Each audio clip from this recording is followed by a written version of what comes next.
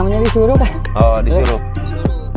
Seperti tetapan cepat tertangkap itu, dan ingin sekali lagi dihukum seberat-beratnya.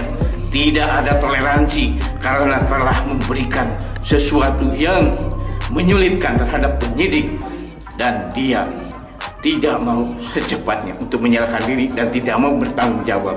Semoga sekali lagi dihukum seberat-beratnya, dihukum seberat-beratnya.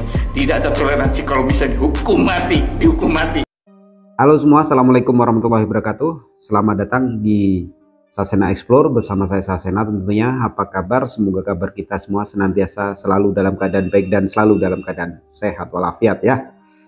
Masih seputar kasus Subang, dimana kalian sudah tahu ya, putusan banding Pak Yosep di Pengadilan Tinggi Bandung sudah keluar, yang mana Pengadilan Tinggi Bandung ini memperkuat putusan Pengadilan Negeri Subang. Nah, gimana nih kira-kira? Apakah Pak Yosep akan mengajukan kasasi? Kita tunggu saja ya. Terus dengan putusan ini gimana dengan nasib MAA, Mimin, Abi, dan Argi? Tentunya kenyat-kenyut ya, pusing ya. Tapi tidak perlu khawatir ya, kalau memang Bu Mimin tidak merasa bersalah, ya tetap kekeh dan tetap berjuang. Semoga cepat di P21-kan agar segera mendapatkan kepastian. Kan begitu ya, itu harapan kita dan juga tentunya harapan Bu Mimin sekeluarga. Kalau memang bersalah ya segera di P21-kan disidangkan, apakah nanti diputus salah atau tidak. Kan begitu. Kalau menurut teman-teman gimana? Ya kalau sudah sebagai tersangka ya, dan Pak Yosep juga bandingnya sudah gagal ya, artinya tidak sesuai ekspektasi, mungkin maunya bebas. Nah ini ternyata memperkuat keputusan Pengadilan Negeri Subang, artinya tetap 20 tahun penjara. Nah kita harap ya dengan putusan ini itu tidak harus menunggu kasasi diajukan terus putusan lagi baru nanti MAA diproses. Harapan kita semua MAA segera diproses agar ada penetapan hukum ya, tidak menggantung. Kalau memang mereka tidak bersalah ya kasihan ya digantung dengan status tersangka. Sebaiknya ya memang segera dilimpahkan agar jelas, masyarakat pun juga jelas. Jadi dalam kasus Subang ini ada kepastian. Terlebih juga OOJ ya, seperti yang sering kita bicarakan. Dengan putusan ini pun OOJ segera dilimpahkan. Yang saya dengar OOJ ini akan disegerakan untuk melengkapi berkas P21 3 tersangka. Nah kalau sudah P21, nah ini nanti tinggal tunggu putusannya kira-kira seperti apa. Itu akan menentukan banyak hal ya. Orang-orang yang bersaksi meringankan MAA ini tentunya harus mempertanggungjawabkan ya apa yang mereka sampaikan. Karena begini, dalam kasus Subang ini itu ada anggapan bahwa Pak Yosep ini membentengi seseorang. Salah satu anggapan ya. Pak Yosep ini salah tangkap ya. Pak Yosep ini adalah korban framing. Coba kita bahas ya. Yang poin utama, membentengi seseorang. Siapakah dia? Ya, banyak anggapan. Waktu kasus ini belum terbongkar, itu banyak anggapan bahwa Pak Yosep ini pasang badan untuk putra tercintanya Yoris, yang notabene juga ikut dicurigai dalam kasus ini, awal-awal kasus ya. Ya kenapa dia susah-susah naik banding dan lain sebagainya ya, kalau memang ingin membentengi putranya. Terus juga kenapa Pak Yosep tidak mengakui. Ini kalau pada umumnya orang tua membentengi atau pasang badan buat anaknya, biasanya langsung mengakui ya. Menurut kalian gimana? Apakah memang Pak Yosep ini membentengi seseorang? Kalau Pak Yosep ini membentengi putranya, yang ngapain juga melibatkan istri muda dan kedua anak tirinya ya. Kenapa melibatkan? Ya karena keterangan mereka saling berkaitan.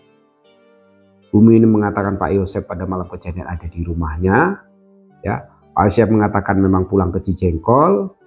Terus Abi juga mengatakan Pak Yosep pulang ke Cijengkol. Juga Arigi. Nah ini kan satu kesatuan. Ya kalau dia ingin membentengi Yoris, ya enggak usah melibatkan mereka, kasihan, gitu. Tinggal diakui aja sendiri. Kong kali kong tuh sama Danu, nanti begini begitu ya. Oke, itu yang pertama. Terus yang kedua, salah tangkap. Kalau menurut saya salah tangkap di mananya ya? Ya boleh saja orang itu berpendapat semacam itu, tapi harus disertai dengan katakanlah bukti atau alasan yang kuat. Kira-kira kenapa? Yang benar seperti apa? Ya, karena dari awal kasus ini mencuat itu memang hal-hal yang janggal dipertunjukkan oleh Pak Yosep itu sendiri. Dan saya yakin kasus ini viral, ya, banyak mendapatkan atensi publik dan mungkin juga mendapatkan atensi Mabes Polri, karena awal-awal sudah diturunkan kalau sampai salah tangkap ini mengandung resiko yang besar buat institusi Polri, karena marwah dan martabatnya akan tercoreng. Ya, begitu juga dengan Pengadilan Negeri Subang dan juga Pengadilan Tinggi Bandung. Ya, ini dua-duanya sudah melegalkan vonis tersebut. Artinya kalau memang demikian, ya coba kita tunggu apakah Pak Yosep naik kasasi. Kasasinya nanti seperti apa. Oke. Terus Pak Yosep ini korban framing, ya. Framing yang seperti apa kira-kira? Siapa yang memframing? Karena di kasus ini sulit untuk dipecahkan. Justru memang ada framing untuk tidak bisa diungkap. Salah satunya ada indikasi keterlibatan obstruction of justice yang menginginkan kasus ini amburadul dan susah diungkap. Berkat pengakuan Danu, ya, kasus ini bisa terbongkar. Ada yang beranggapan Danu itu cuma ngarang, tapi begini ya, kalau orang ngarang ataupun bohong, kenapa Pak Surawan selaku Ditkrimun mengatakan antara keterangan dan rekonstruksi ada kesesuaian? Biasanya itu akan terdeteksi ya, dan juga LPSK meloloskan Danu sebagai justice kolaborator, padahal itu ketat seleksinya, ya. Yang saat itu LPSK-nya yaitu Pak Edwin Partogi yang sekarang menangani kasus Vina menjadi kuasa hukumnya Saka Tatal. Untuk bisa diterima LPSK itu tidak sesuatu yang mudah, ya kan? Masa seorang Danu bisa melobi LPSK, terus mempengaruhi dan bahkan memperdaya sekelas Polda Jabar? Saya pikir tidak. Ya kalau ditanya apakah akan ada tersangka-tersangka lain dalam kasus ini, bisa saja kalau dikembangkan mungkin ada juga. Karena dalam kasus ini itu tidak hanya yang melakukan ataupun dalangnya, ada juga mungkin mengetahui, menutupi ya, membantu, memfasilitasi, menghalangi, itu bisa saja seperti itu. Oke, dari saya itu ya, kalau kalian punya pendapat tentang hal ini, gimana dengan putusan Pak Yosep ini, dampaknya terhadap MAA. Semoga OOJ segera disidangkan, kalau memang tujuannya untuk melengkapi berkas dari MAA. Agar semuanya segera jelas, agar pengadilan segera bisa mengadili siapa yang salah, siapa yang tidak ya. Dan mungkin juga masalah yayasan dan juga sekolahan juga ikut diproses, siapa tahu ada korelasinya dengan kasus ini.